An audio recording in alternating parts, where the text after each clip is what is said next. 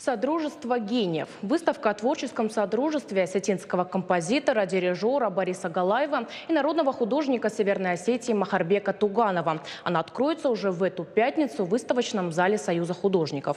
Сегодня организаторы провели пресс-конференцию. Представители Союза художников, Союза композиторов Республики, Театра оперы и балета, филиала Мариинки, СОИКСИМ, Министерства культуры говорили об актуальности предстоящей выставки.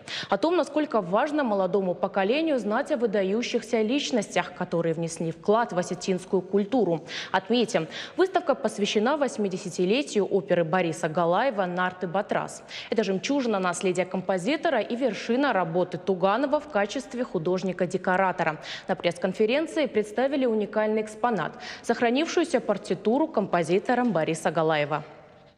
Что мероприятие, которое сегодня представляется, оно, конечно, требует того, чтобы как-то приходили люди, чтобы люди молодые особенно знакомились, читали, смотрели, запоминали.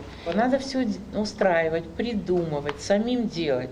Главной целью считаем вот эту вот пропаганду вот этих знаний и какого-то, знаете, такого глубинного почитания корней, что это необходимо для существования нации. 80 лет назад, в 1942 году, в условиях тяжелейших, в условиях военного времени, при том, что половина артистов ушла на фронт, умудряются эти люди создать такую грандиозную постановку, которая вошла во все справочники опер.